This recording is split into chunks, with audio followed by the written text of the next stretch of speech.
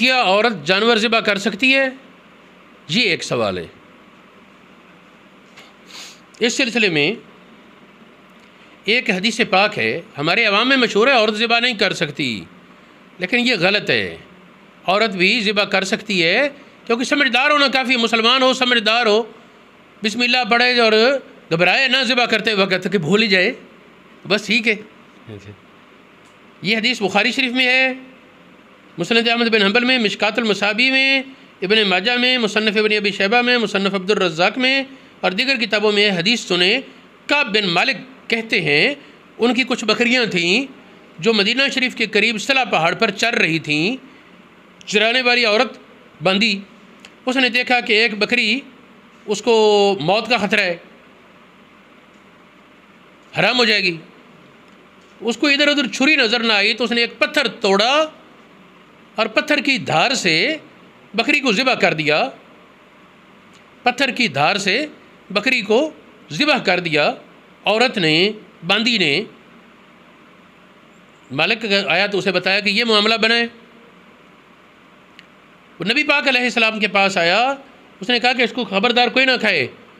اس کو یہ وام نہیں آیا کہ عورت نے ذبح کیا، اس کو یہ وام ہے چھری سے ذبح نہیں ہوا، پتھر کے توڑ کر اس کی نوک سے ذبح کیا گیا، اس کے کونے سے۔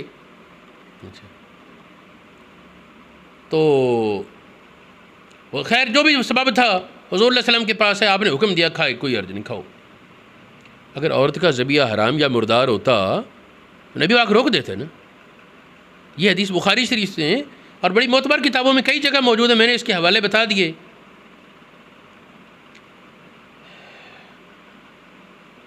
علامہ ابن منذر 34 صدی ہجری کے عالم ہے، فتح القدیر میں لکھا ہے کہ عارف الناس بمذاہب العلماء، وہ آدمی جس کو تمام علماء کے مذاہب کا سب سے زیادہ پتہ ہے، وہ علامہ ابن منذر ہے۔ ابن منذر کہتے ہیں اپنی کتاب الاجماع میں، اجمعوا علی اباحۃ ذبیحۃ الصبی والمرأۃ، سمجھدار بچے اور عورت کے ذبیحہ کے حلال ہونے پر پوری امت کے علماء کا اتفاق ہے۔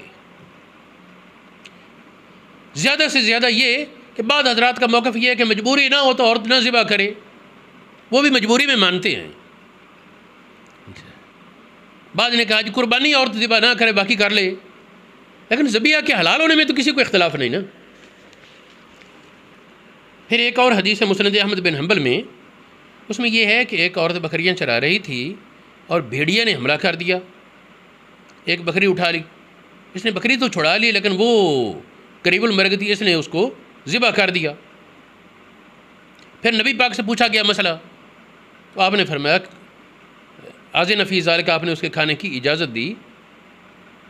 یہ حدیث مسند احمد بن حنبل میں 3 جگہ موجود ہے، تلاش کرنے میں اس کے اور بھی حوالہ جات مل جائیں گے۔